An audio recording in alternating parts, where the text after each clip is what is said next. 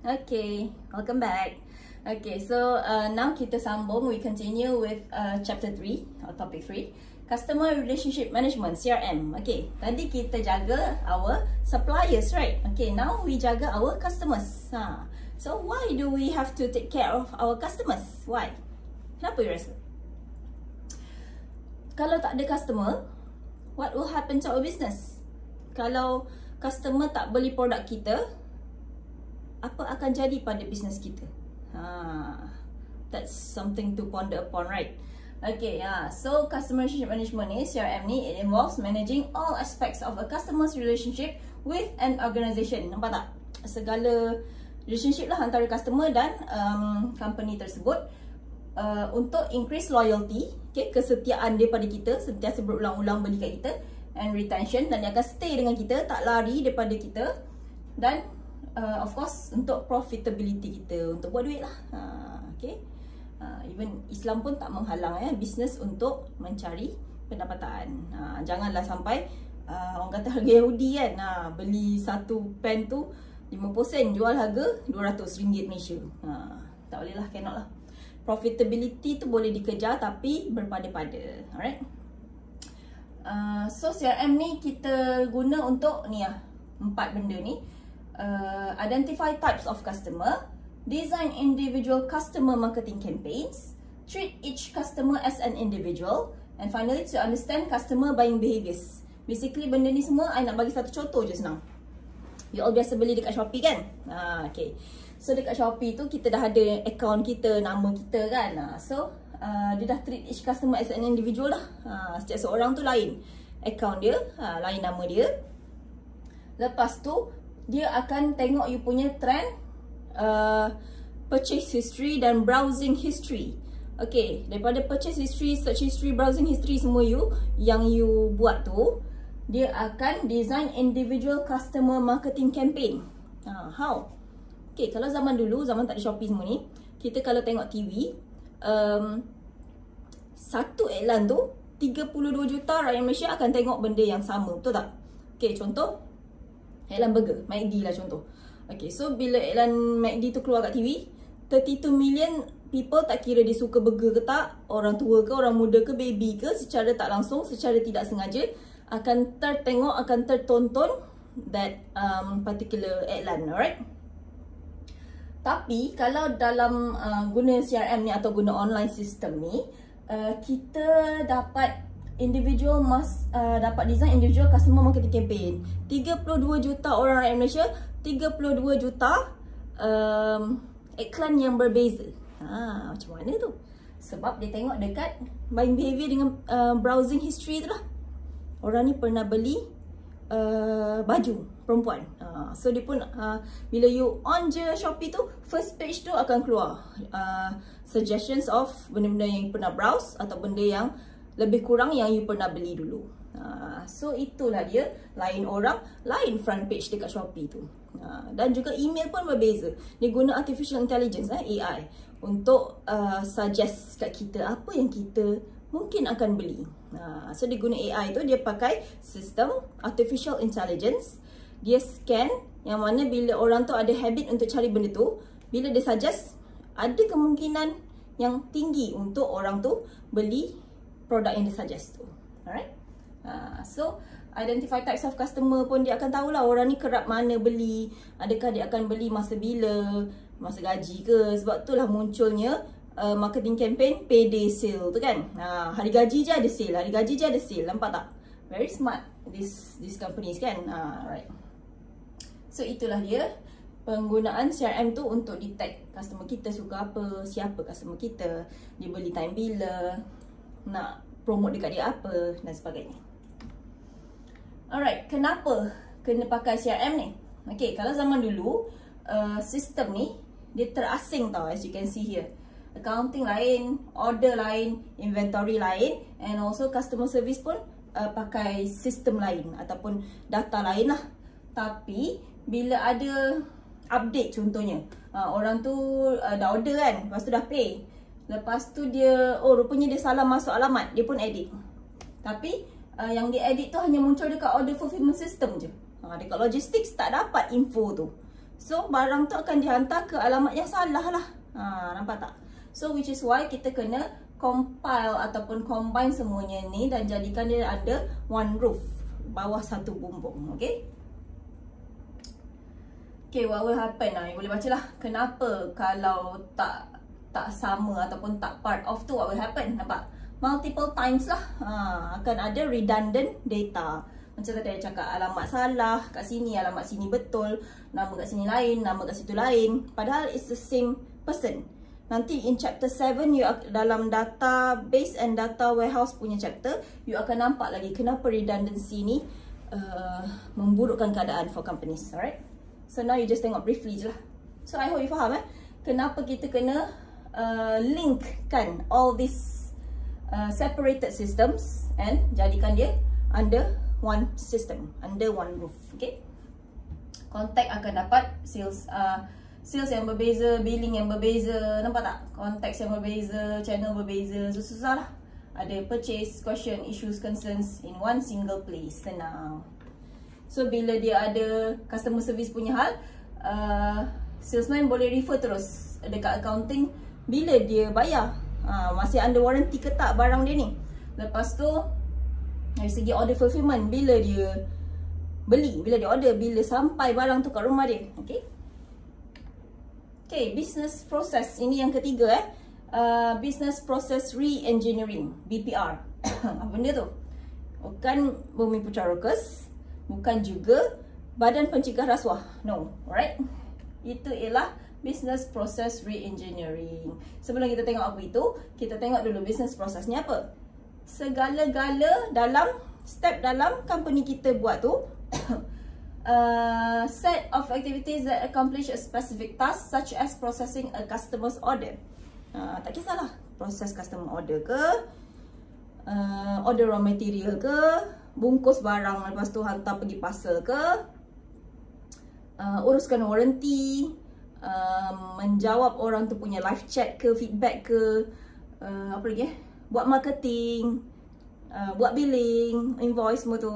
So everything is called business process. Okay, setiap step, tak kisah apa, memasak, membuat barang, okay, memberi servis, memotong rambut contohnya. Okay, so BPR, business process ni tadi kita re-engineer. Why? Okay, analysis and redesign of workflow within and between enterprises untuk buat dia jadikan best in class. How? Okay, so you boleh tengok apa step dia dari mana ke mana semua. Okay, ini you boleh baca 7 principles kenapa orang implement BPR. Okay, I nak tunjuk kenapa kena re-engineer. What is re-engineer? Re-engineer ni ialah benda dah ada, tapi you edit ataupun you tukarkan supaya dia lebih baik. So that it's better. You update lah dia. Okay. Contoh kat sini paling mudah nak tengok insurance company. So insurance company ni zaman dulu punya, ni zaman sekarang. Ini masih bukan di Malaysia lah somewhere out there. Okay, contoh zaman dulu 3 to 8 weeks. Okay, kereta berasap. Lepas tu kena menapak sendiri ke insurance agency. Dulu tak ada Grab Okay, kena jalan kaki ke apa, orang alam.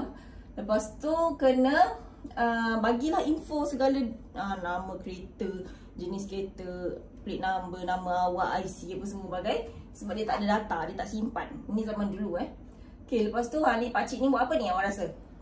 Ada pile of stacks of papers atas meja banyak. Lepas tu dia macam tu. Awak rasa dia siapa? Ada pakai spek, ada misai. I think he is the boss yang tolong sign approval of insurance. Okay, so bila dia dah sign insurance approval, agent ni tadi akan luluskan dan bagi balik pada klien tadi. Kereta masih berasap, Allah Alam lah. Sepatutnya kereta dia dah siap lah ni. 8 weeks, 8 minggu, 2 months. 2 months tu kira laju juga tu, betul tak? For me lah. Kalau Malaysia ni, lama. Kadang bertahun pun ada. Siapa yang pernah melalui, ada mak ayah ke apa ke, yang dia punya kereta rosak ke apa ke, tahulah betapa lamanya nak claim insurance ni, accident ke kan. Right? Okay, tapi sama sekarang resolution cycle time dia hanya 30 minutes to 3 hours. Okay, wow, sangat pendek, sangat sekejap. Dekat berbulan terus. Kereta rosak, you call. Okay, zaman sekarang dah tak ada dah public phone, kita pakai handphone je. Ataupun mungkin ada app kan, app untuk kereta AIA ke apa ke, untuk insurance. Just click something, button kata, lepas tu orang tu terus terima, cakap, okay baiklah kita akan hantar ejen kita ataupun tow truck kita. Lepas tu orang yang kereta rosak ni kena tunggu je dekat tempat tu. Wakil insurance yang akan datang kat dia. Nampak tak? Sangat efisien. Inilah dia konsep BPR.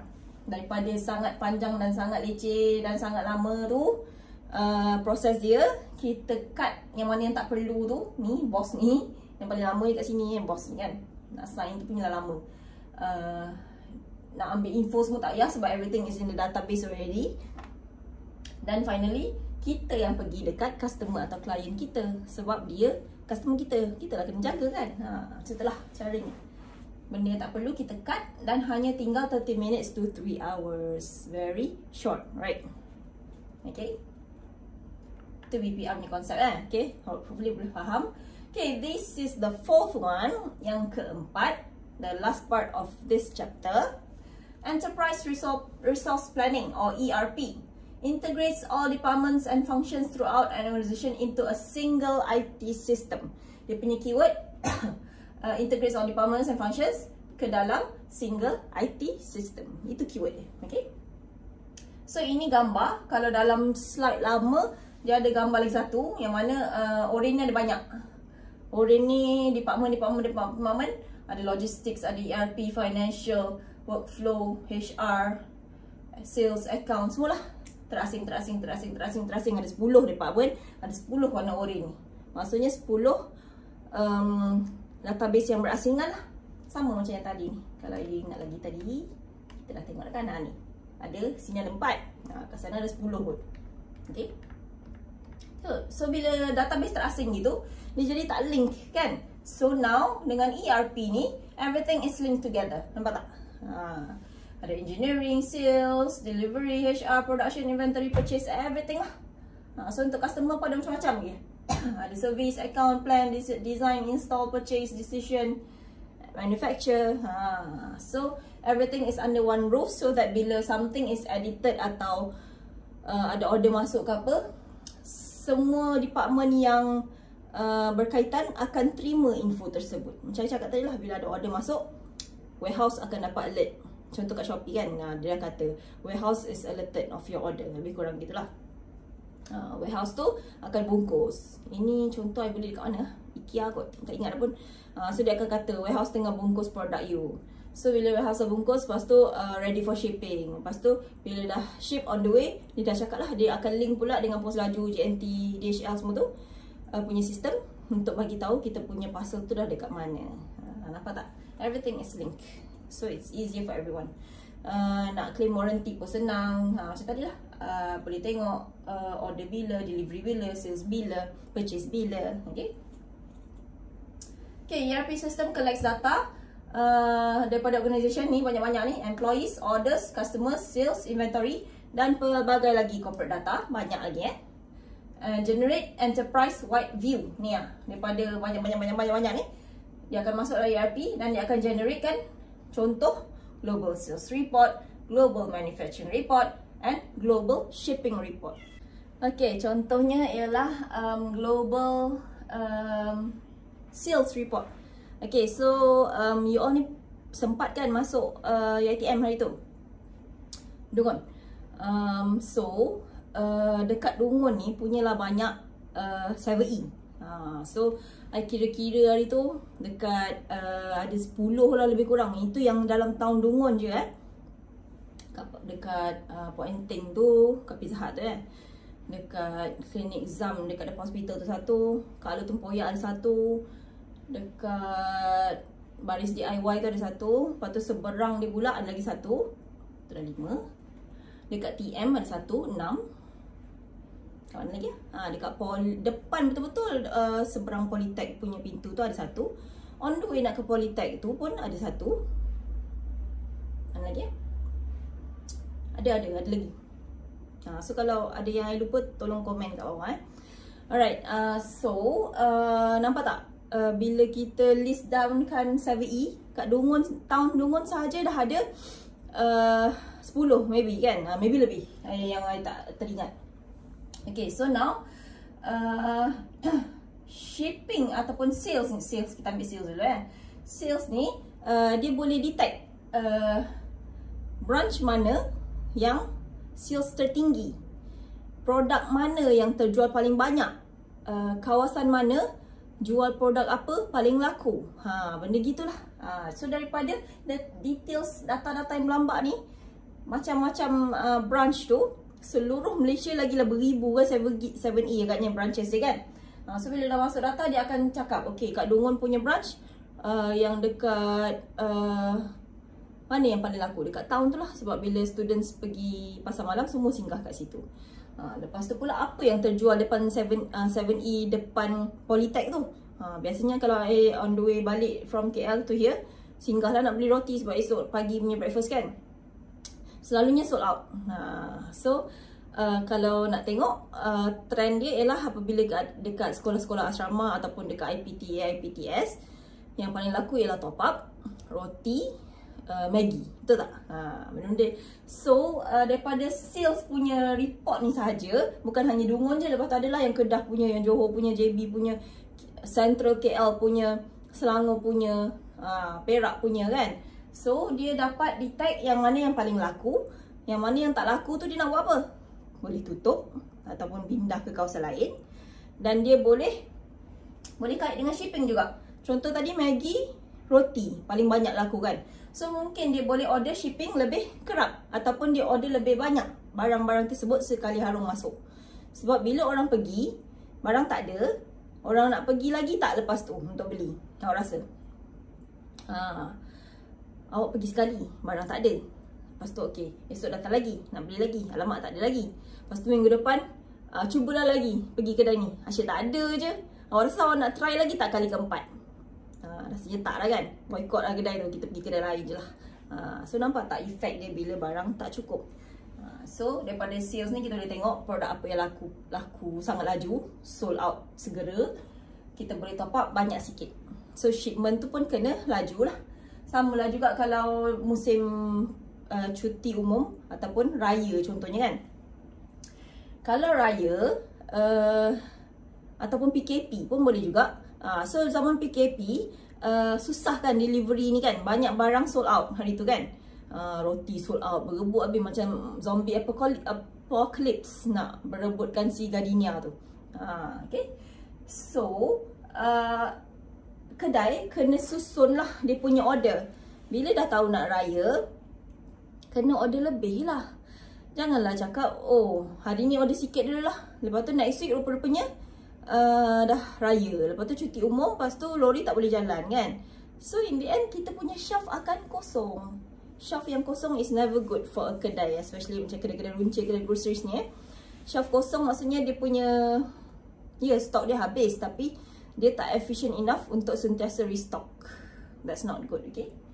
So itulah gunanya all this data dah lulus ni, all branches of 7E tadi, beribu-ibu tadi, masuk dalam satu main central system ERP, dan dia auto generate all these reports, okay, untuk bosses decide produk mana nak bayar, nak beli lebih, branch mana nak tutup, branch mana nak buat extra promotion sebab laku kan, dan sebagainya. Okay, alright, so that's all for this chapter. Ada summary dia, boleh baca.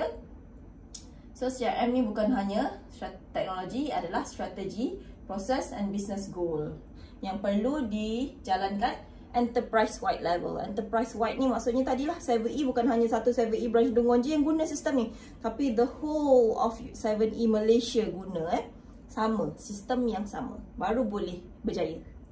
If an organisation does not embrace CRM on enterprise wide level, dia akan jadi susah nak dapatkan complete view of its customer. Macam tadilah, kalau branch Dungun je dapat data, branch lain tak ada sistem tu, macam ni kita nak compare and contrast? Tak dapat lah.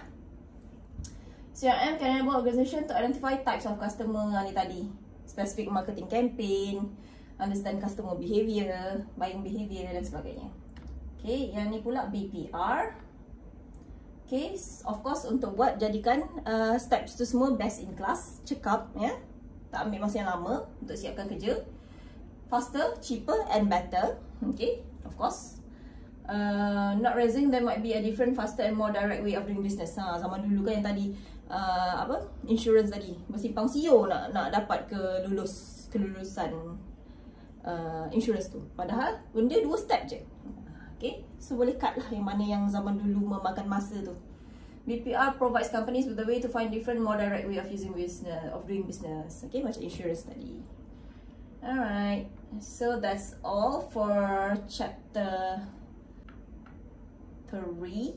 Okay, so I hope you understand. So kalau tak faham boleh tanya, I akan bagi you latihan juga, okay, exercises, so that you will understand better of this chapter. Alright, so I will see you again in chapter 4 insyaAllah. Assalamualaikum warahmatullahi wabarakatuh.